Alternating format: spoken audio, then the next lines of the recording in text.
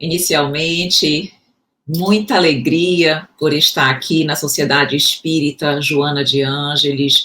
Meus agradecimentos pelo convite. Como é bom nós termos a oportunidade de estar juntos nesse momento, tendo também condições de divulgar um pouquinho as reflexões da doutrina espírita em outros países, aí na Califórnia, nos Estados Unidos. Realmente, nós sabemos o quanto a doutrina espírita nos acolhe, quanto ela é importante em nossas vidas, e eu fico muito feliz em ter a oportunidade de estar hoje aqui com vocês, refletindo sobre autoconhecimento. Realmente é um tema de extrema importância. Nós que já conhecemos, estudamos um pouquinho a doutrina espírita, sabemos que o autoconhecimento é fundamental e indispensável para o processo de reforma íntima. Mas, como nós estamos exatamente trabalhando, refletindo sobre esse programa de reforma íntima, e até mesmo homenageando também aí a Sociedade Espírita Joana de Ângeles, como é que nós vamos abordar esse tema? Então, eu trouxe para nossas reflexões a abordagem, claro, da nossa codificação, trazendo alguns aspectos extremamente relevantes que o próprio Pentateuco kardeciano nos traz, no tocante ao autoconhecimento. E nós vamos trazer também as reflexões de Joana de Ângeles, em especial do livro Momentos de Saúde e Consciência, onde também ela nos mostra a importância desse autoconhecimento e como este autoconhecimento nos leva ao nosso objetivo maior, que é exatamente a nossa reforma íntima e a nossa evolução. E como nós estamos falando de autoconhecimento, me parece importante que nós, nesta palestra, tenhamos a oportunidade de nos autoconhecer.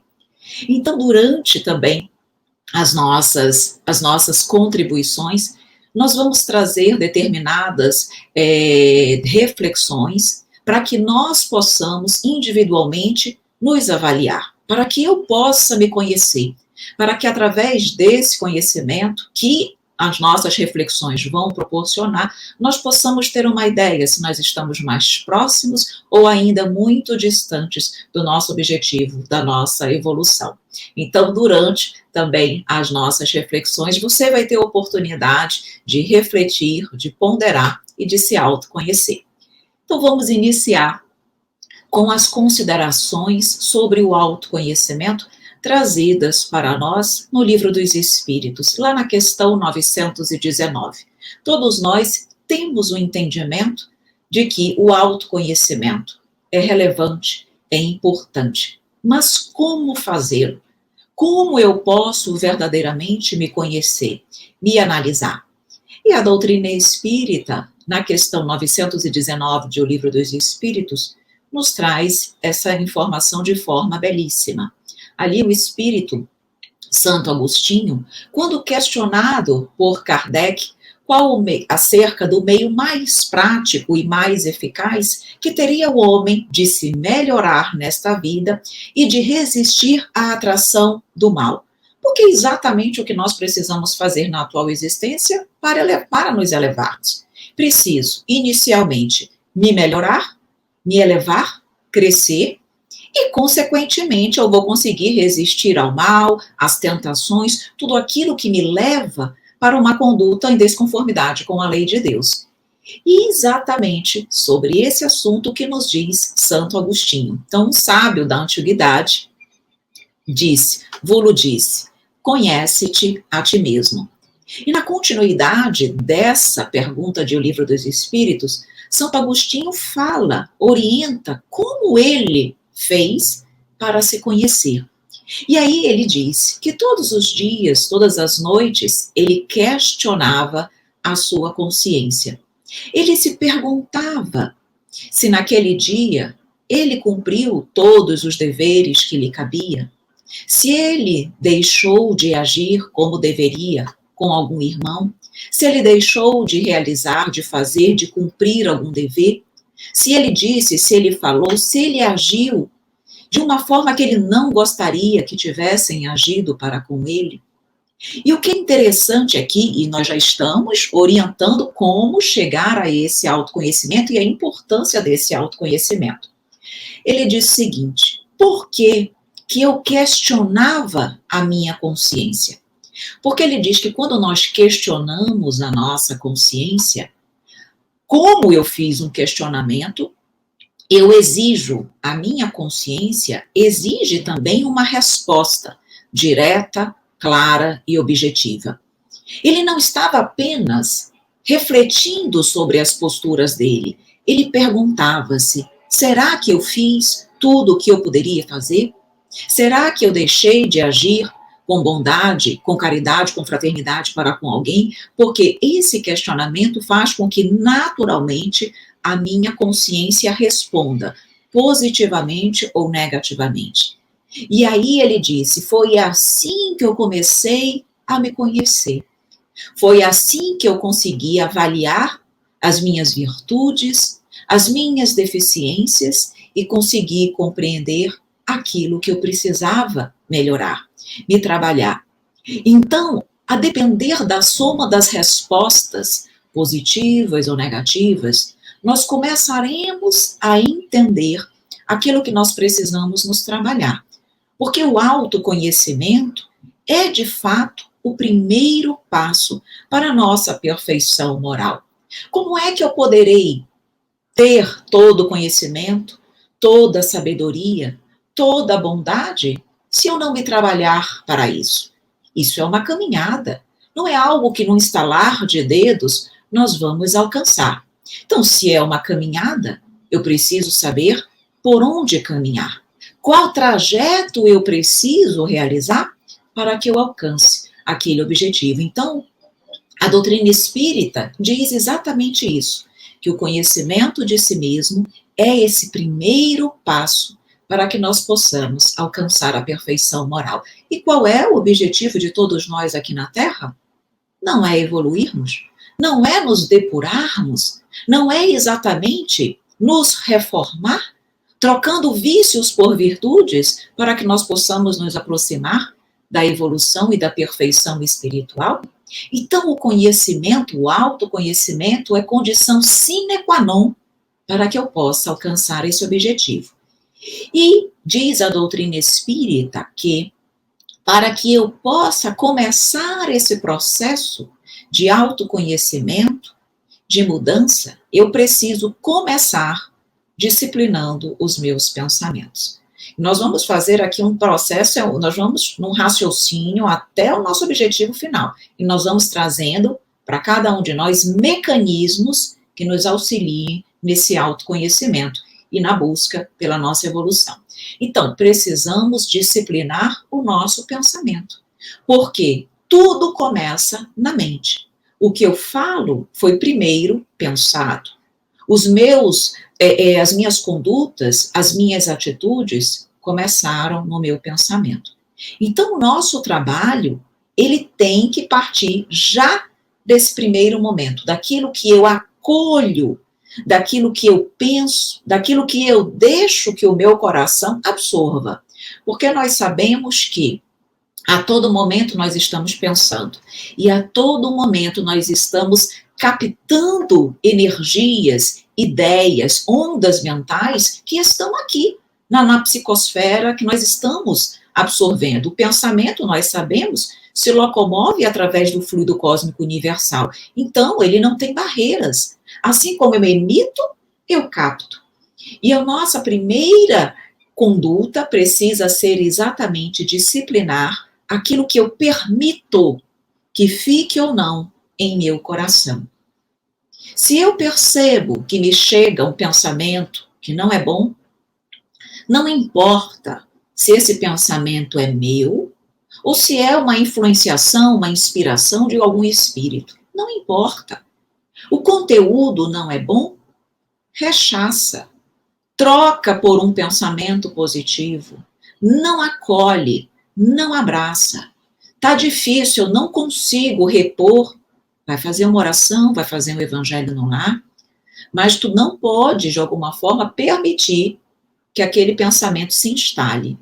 Por isso o autoconhecimento é importante, Porque, às vezes, eu não sei se aquele pensamento é meu, se não é, se é do meu cotidiano ou não. Mas, nesse primeiro momento, enquanto eu ainda não me conheço o suficiente, enquanto eu ainda não me conheço suficientemente, ainda não consigo saber se é ou não um pensamento meu, tudo bem. Você vai conhecer-se um pouco mais adiante. Mas já nesse primeiro momento, não abarca, não abraça esse sentimento, já rechaça. E quanto essa questão da disciplina do pensamento como um instrumento para o autoconhecimento, nos diz também, trazido por nós, por Leon Denis. No livro O Problema do Ser, do Destino e da Dor, lá no capítulo 24, que diz a disciplina do pensamento e do caráter, ele diz exatamente que nós vamos, obviamente, modelar a nossa alma e o nosso invólucro conforme os nossos pensamentos. E ele diz, segundo o ideal que nós estamos visando, alimentando e pensando, a minha chama interior aviva-se ou obscurece-se. E nós estamos aqui com que objetivo? Autoconhecimento. Para que mesmo? Para que a nossa chama interior se avive e nós possamos ser mais evoluídos. Então, ele diz, a disciplina do pensamento é base. Não há progresso possível sem observação atenta de nós mesmos. Então, vigiar os nossos pensamentos, refletir sobre os pensamentos que eu acolho, rechaçar os pensamentos que não são construtivos, abraçar os pensamentos que me são bons, é um primeiro passo para que nós possamos chegar a esse autoconhecimento e chegar a essa transformação.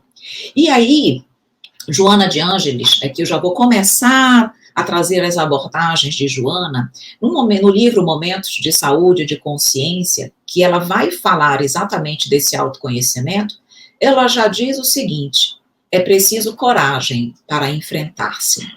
E, de fato, esse olhar para si mesmo, essa reflexão que Santo Agostinho nos orientou, essa consciência de si, das suas virtudes e das suas imperfeições, não é fácil.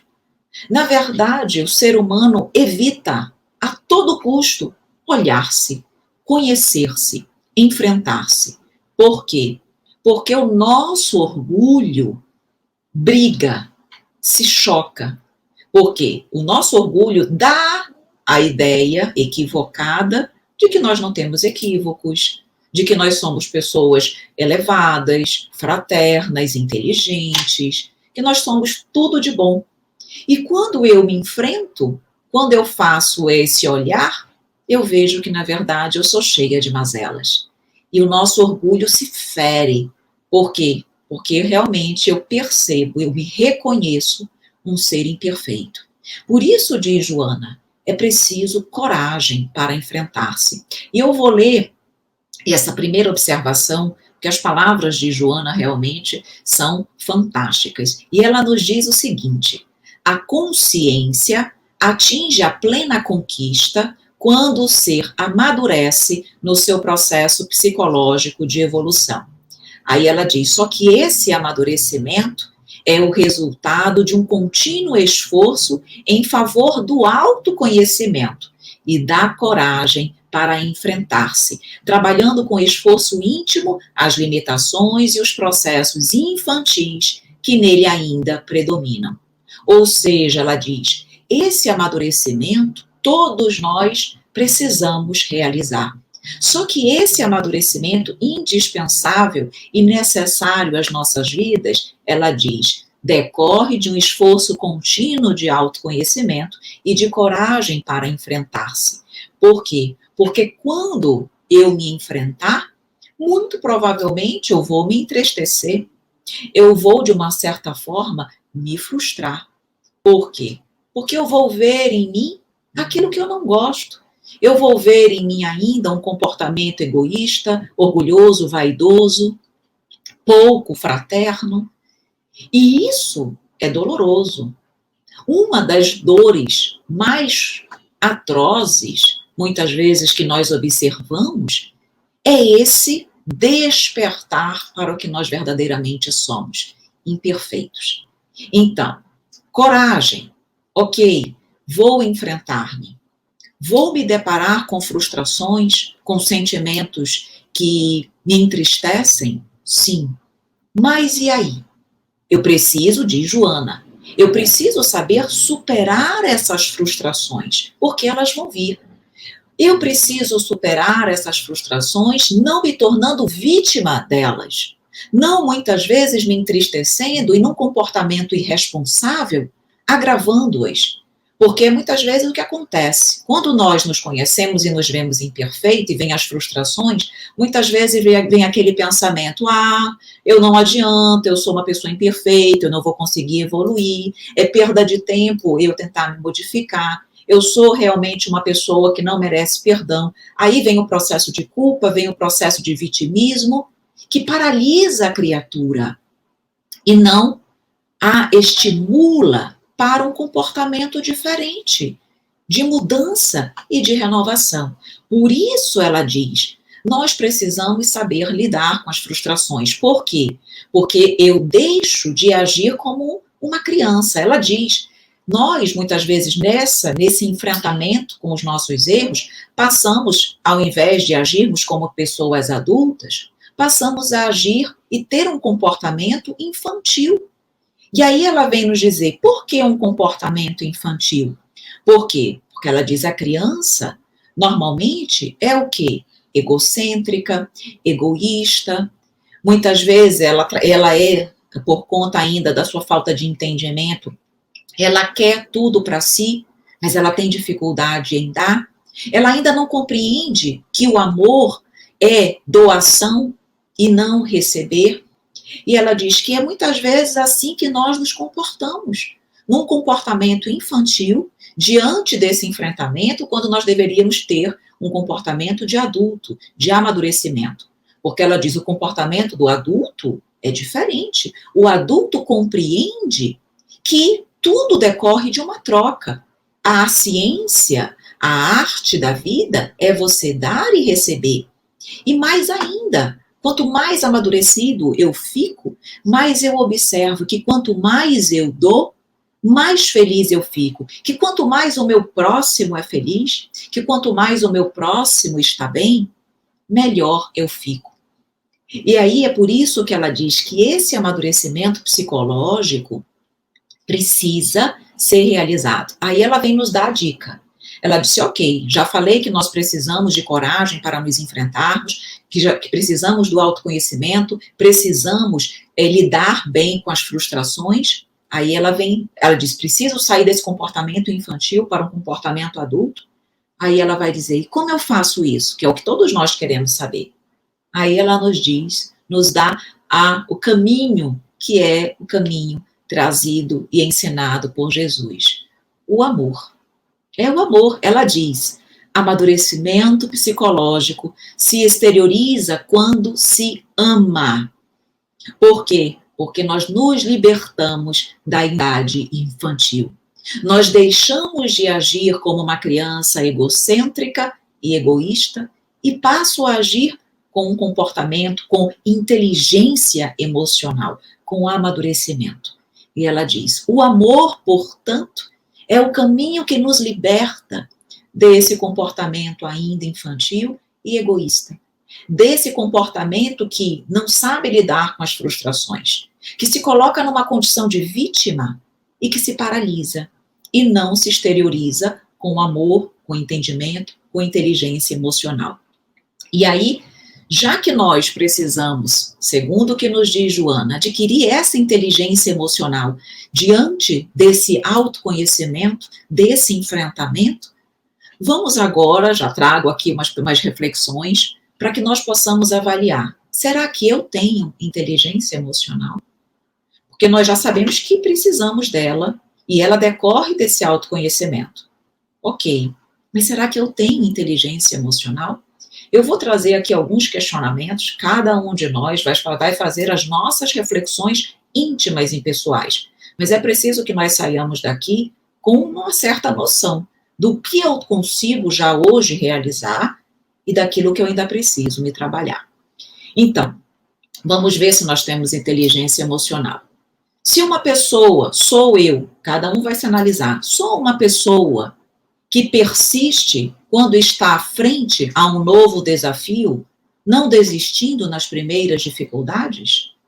Como é que eu ajo quando eu observo obstáculos, dificuldades na minha vida? Eu desisto de pronto? Já acho que não vale a pena caminhar, seguir em frente, prosseguir? Ou eu sou uma pessoa que persiste, que tem confiança e que segue adiante? Dificuldades todos nós enfrentamos aqui na Terra. Mas será que eu tenho inteligência emocional para lidar com elas?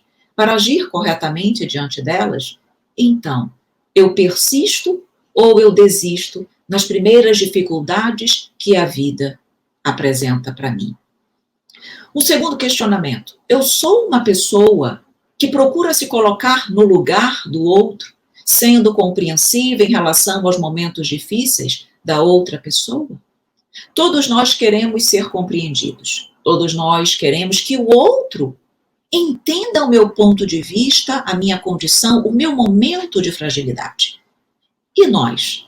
Será que nós temos tido para com o outro uma postura semelhante? Será que eu tento me colocar no lugar do outro e perceber que talvez o outro esteja passando por situações delicadas, não tenha o conhecimento da doutrina espírita que eu tenho para agir diferente, com mais inteligência emocional e maturidade? Será que eu normalmente me coloco no lugar do outro para saber se eu tivesse no lugar dele, eu gostaria de ouvir o que eu falo? Será que eu gostaria também de ver alguém fazendo o que eu faço? Quando nós trocamos de papel, fica mais fácil analisar as nossas próprias atitudes e pensamentos. Por quê? Porque nós vemos com mais clareza. Será que eu tenho o hábito de fazer isso? Isso também me traz inteligência emocional.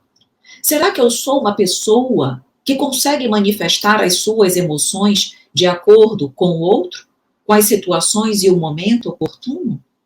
Isso também é inteligência emocional. Isso também é se conhecer. Nós estamos diante de pessoas de diversos níveis, de diversos conhecimentos. Eu preciso saber ajustar-me ao meio onde eu estou.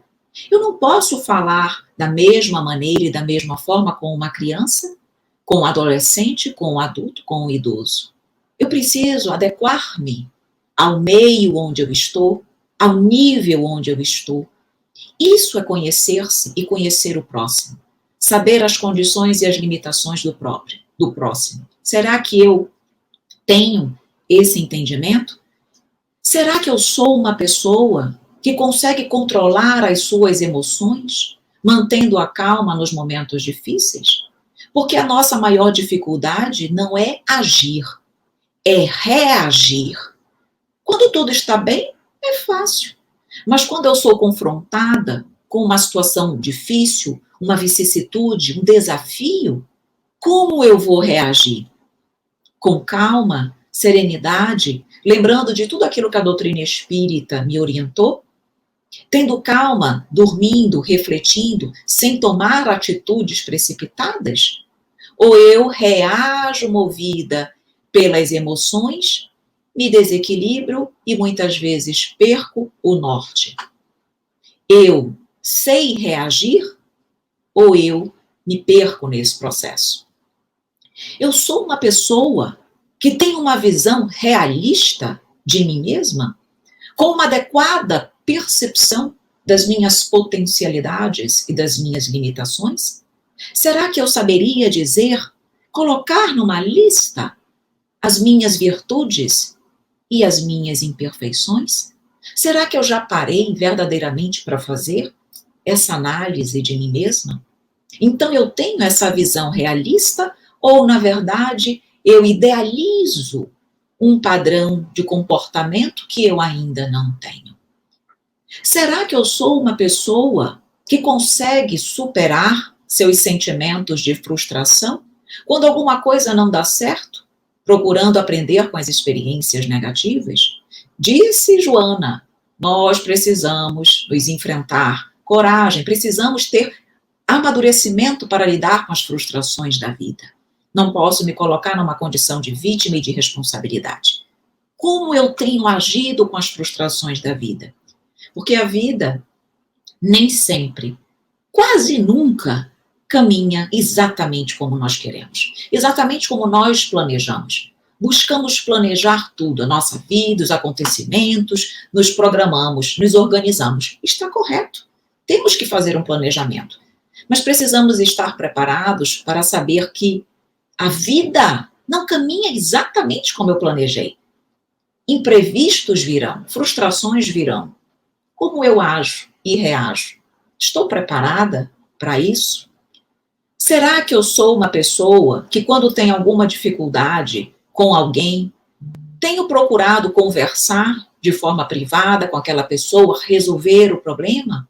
Ou eu normalmente comento coisas que não são muito boas dessa pessoa para outros, faço muitas vezes determinadas fofocas, me coloco às vezes numa condição de vítima e a pessoa de algoz.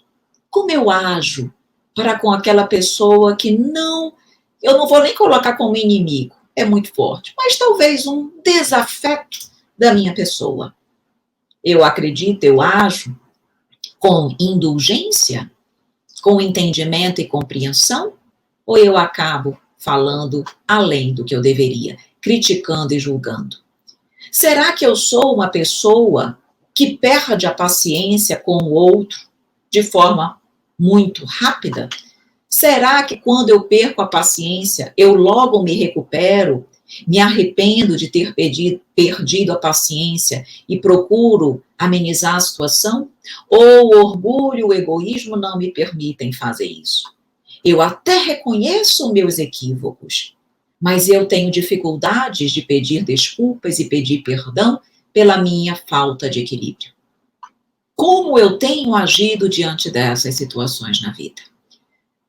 Eu sou uma pessoa que consegue expressar as suas opiniões de forma clara e percebo quando eu sou ouvida ou não?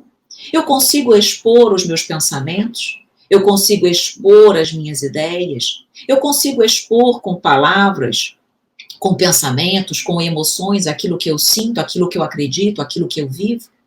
Como eu me expresso pelo mundo, para o mundo e com o outro? Eu sou uma pessoa muito limitada, muito fechada? Será que muitas vezes o retorno que eu recebo, positivo ou negativo, do externo, do mundo exterior, não está extremamente relacionado com a minha forma de agir com o meio? Então, eu preciso me conhecer para que eu possa avaliar essa reciprocidade que eu recebo do outro. Será que eu sou uma pessoa segura diante das outras pessoas? Uma pessoa segura do conhecimento que tem, do estudo que tem? É uma pessoa, tem uma personalidade que demonstra segurança, ou estou uma pessoa extremamente insegura e passo isso para o meio também? Percebam, então, que nessas ideias que nós trouxemos aqui para vocês e para todos nós, é aquela análise, é o autoconhecimento. Vejam que todas as observações foram perguntas, exatamente como Santo Agostinho falou. Perguntas para a nossa consciência. Por quê? Porque naturalmente nós exigimos, nós pedimos uma resposta também direta e objetiva, positiva ou negativa. E é assim que nós vamos nos conhecendo. E aí vem Joana, mais uma vez, de forma brilhante, dizendo o seguinte, que à medida que nós formos nos conhecendo, e nós estávamos aqui nessas pequenas reflexões procurando nos conhecer, com a consciência de si, vem algo que muita gente também não gosta.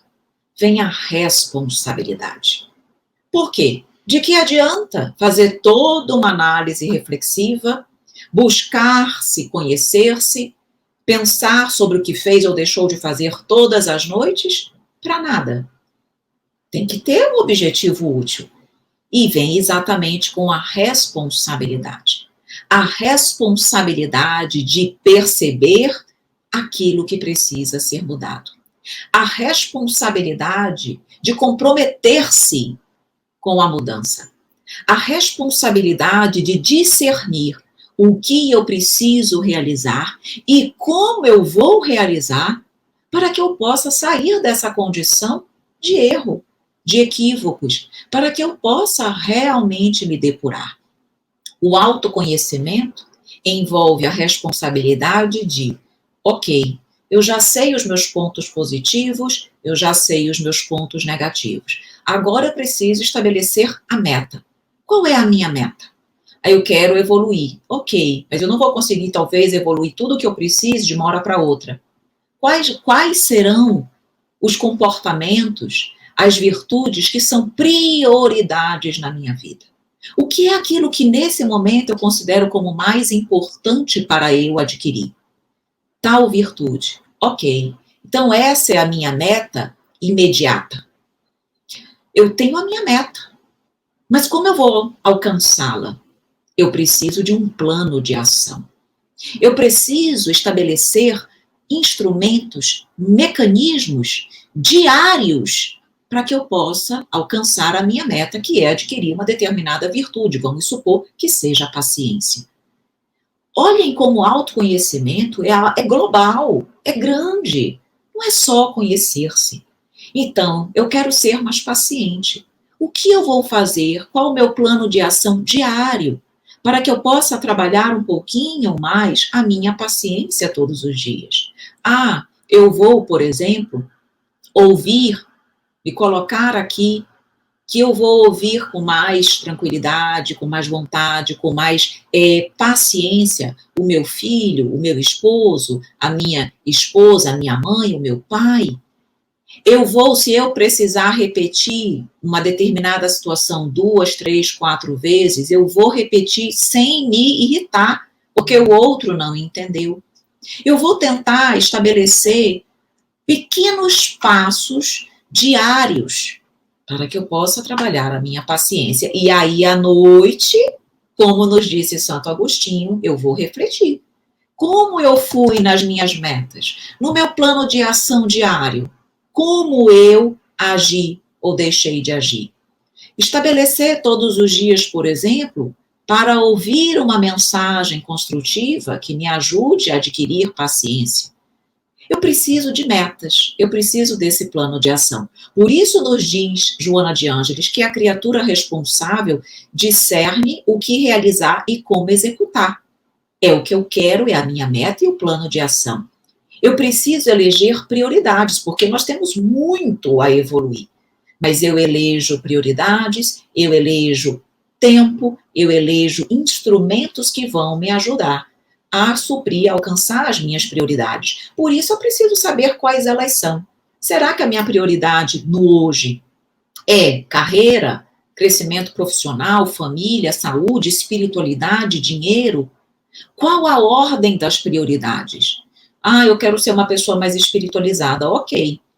Mas isso vem em que condição na tua vida? Está atrás de carreira? Está atrás de família? Está atrás de saúde? Está atrás de dinheiro? Está lá no fim das tuas prioridades? Ou a espiritualidade está ali entre as primeiras coisas mais importantes? Nós precisamos saber o que é prioridade para as nossas vidas. Sabe por quê? Porque algumas pessoas vão dizer, eu não tenho tempo para ler, poxa, eu queria tanto ter mais tempo para ler, mas eu não tenho tempo, porque, enfim, a vida é muito corrida. Poxa, eu queria tanto ter tempo para fazer um estudo, para fazer realmente, para ir ao centro espírita. Poxa, eu queria ter tanto tempo para ir fazer uma visita fraterna, para visitar um bairro de pessoas menos favorecidas, mas eu não tenho tempo, a minha vida é muito puxada. Vejam, nós sempre teremos tempo para aquilo que é prioridade para nós. Se eu ainda não temos tempo para fazer isso, é porque isso não é prioridade nas nossas vidas. Porque quando algo é prioridade, nós encontramos um horário na nossa agenda. Ou eu durmo mais tarde, ou eu acordo mais cedo, mas se aquilo é importante, eu dou um jeito e eu consigo realizar aquilo. Não é verdade? Então, se eu ainda não consigo fazer, é porque aquilo não é prioridade para mim.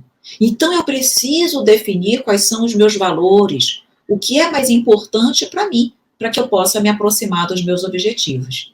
E tudo isso envolve autoconhecimento. Se eu não me conhecer, se eu não conhecer as minhas prioridades, como é que eu vou tomar decisões? Como é que eu vou definir o que eu quero? Como é que eu vou saber qual o resultado que eu espero de mim, se eu não sei quais são as minhas prioridades, se eu não me conheço? Então, tudo isso envolve autoconhecimento. Então, o autoconhecimento, ele é amplo, porque ele envolve responsabilidade, estabelecimento de prioridades, de metas, resultados, envolve posturas diárias, pequenos passos para que eu possa alcançar tudo o que eu quero.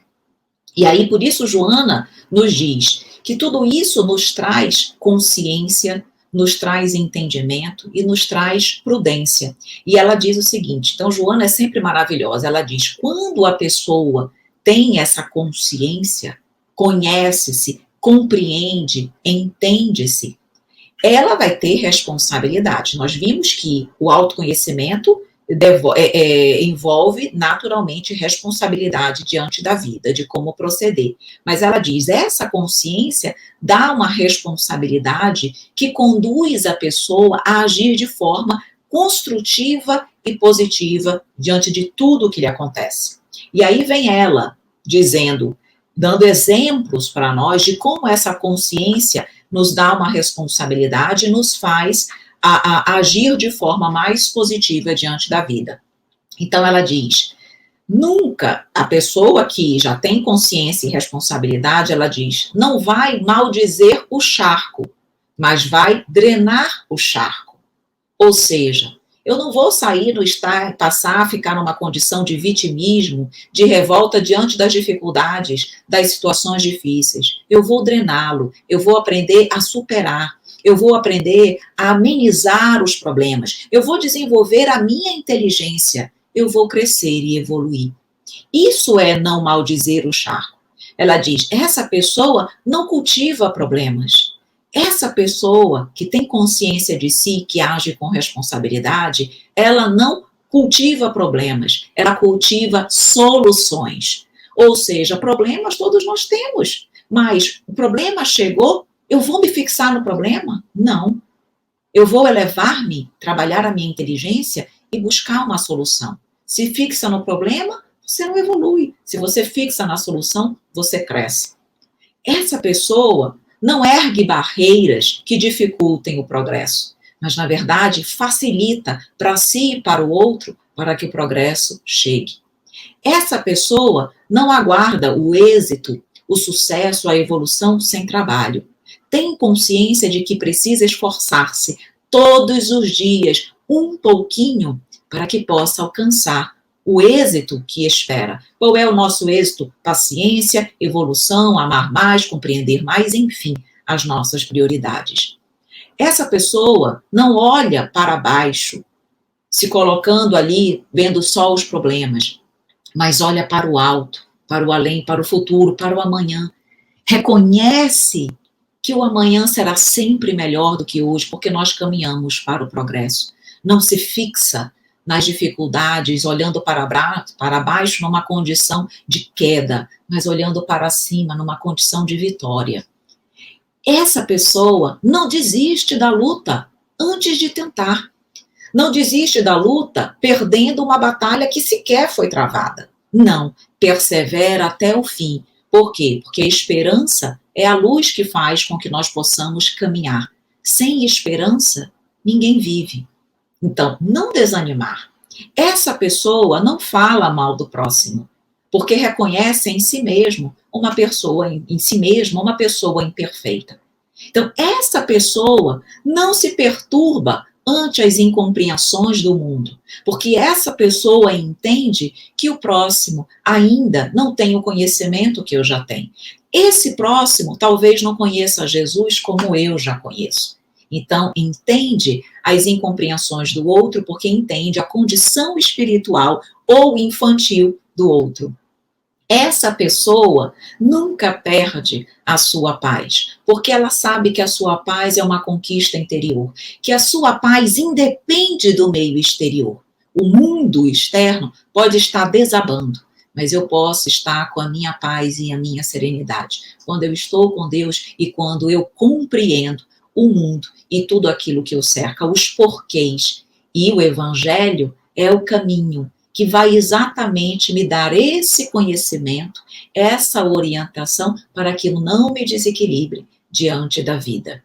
Na verdade, nos diz então Joana, que a responsabilidade, ela não favorece a autopiedade, mas ela tem que ser vista, essa responsabilidade tem que ser encarada como um degrau que nos eleva e nos amplia a consciência. Porque tem isso também.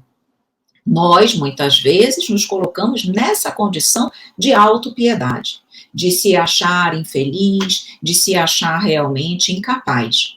E lembremos, todos nós já sabemos disso, nesse enfrentamento, nós temos um comportamento normalmente de culpa, de se culpar pelos erros cometidos. E aqui vem o Evangelho, então, também nos trazer duas orientações importantes, porque o autoconhecimento envolve reconhecimento de atitudes equivocadas. Então, a culpa é quase que natural.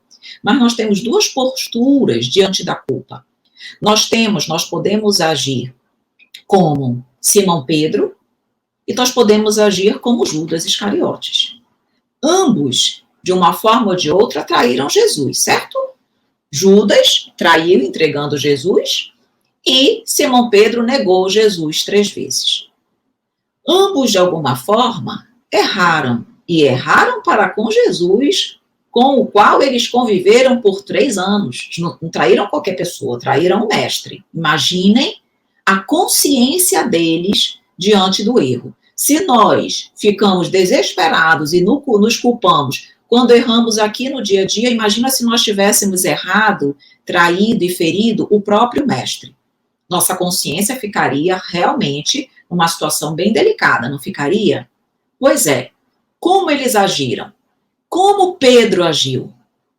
Pedro arrependeu-se, reconheceu os seus equívocos, mas ele não se paralisou. Ele passou, na verdade, a viver o Evangelho, divulgar o Evangelho, fazer o bem às pessoas. Através do bem que ele realizou, ele resgatou e muito as três negativas dele para com Jesus. Jesus, quando ressuscitou, falou com Pedro, o que ele disse mesmo? Pedro, tu me amas? Perguntou 3 vezes. Pedro disse, sim, Senhor, eu te amo. 3 vezes ele perguntou se ele amava e 3 vezes ele confirmou. E aí Jesus disse, Pedro, apacenta as minhas ovelhas. Jesus estava ali dizendo a Pedro como ele poderia reconciliar-se com o Pai. Como ele poderia ali reajustar-se com a lei, através da vivência do amor. Então Pedro arrependeu-se e vivenciou o amor. O amor cobre a multidão de pecados. Já Judas não, Judas também se arrependeu, só que Judas culpou-se, paralisou-se e buscou no suicídio a solução para os seus problemas. Ele não encontrou a solução e ainda piorou a sua situação. Assim nós podemos agir. E existe a culpa, arrependimento, benéfica, construtiva, responsabilidade, e existe a culpa que paralisa. Como nós estamos agindo? O autoconhecimento é doloroso? É, mas é para que eu faça como Simão Pedro, para que eu vá apacentar as ovelhas, e não para que eu me lastime, me coloque numa condição de autopiedade e nada faça, não caminhe e fique ali patinando naquela situação. Então, não é agir como Judas Iscariotes diante dos nossos enfrentamentos, é agir como Pedro agiu. É isso que nós temos que fazer. Meus queridos amigos, então, nós já sabemos que o Evangelho, a vivência da Boa Nova, o amor, como disse Joana de Ângeles, o caminho para nos trazer esse autoconhecimento, essa responsabilidade é o amor. vivência do Evangelho. Portanto, nós vamos finalizar exatamente com o mandamento maior. Amar a Deus acima de todas as coisas e ao próximo como a nós mesmos. Tenhamos a certeza que, se nós conseguirmos vivenciar o amor em pensamentos, palavras e ações, o autoconhecimento terá se realizado, nós teremos com certeza agido com responsabilidade e, principalmente, teremos alcançado a nossa meta maior, que é evoluir e sermos pessoas mais perfeitas. Então, eu finalizo agora, sim, finalizo com uma poesia. Eu sempre gosto de finalizar as nossas reflexões com uma poesia, sempre preparo uma poesia para as nossas reflexões. E a nossa poesia, se nós estamos falando de autoconhecimento, a poesia precisa ser sobre autoconhecimento. Então, é o título da nossa poesia. Então, vamos lá, diz assim: o conhece-te a ti mesmo traz um sentimento profundo. Não é uma frase a esmo, mas valioso a todo mundo. Interrogando a consciência, conhecemos nossa essência. Sou alma de benevolência ou ainda de intransigência? Se faltei com algum dever, preciso isso reconhecer, para poder me reformar e aprender a amar. Com o autoconhecimento, adquire-se discernimento. Primeiro passo real para a perfeição moral. Disciplinar o pensamento é indispensável advento. Torna o homem sereno, aproxima-o do Nazareno. É preciso ter coragem, tirar do olho a bandagem, superar as frustrações, aprender as lições. O amadurecimento psicológico é necessário e pedagógico. Tira o ser da idade infantil e do comportamento pueril. Adquire inteligência emocional. Vê em Jesus exemplo sem igual. Vive o amor incondicional. Atinge a elevação espiritual. Muito obrigada.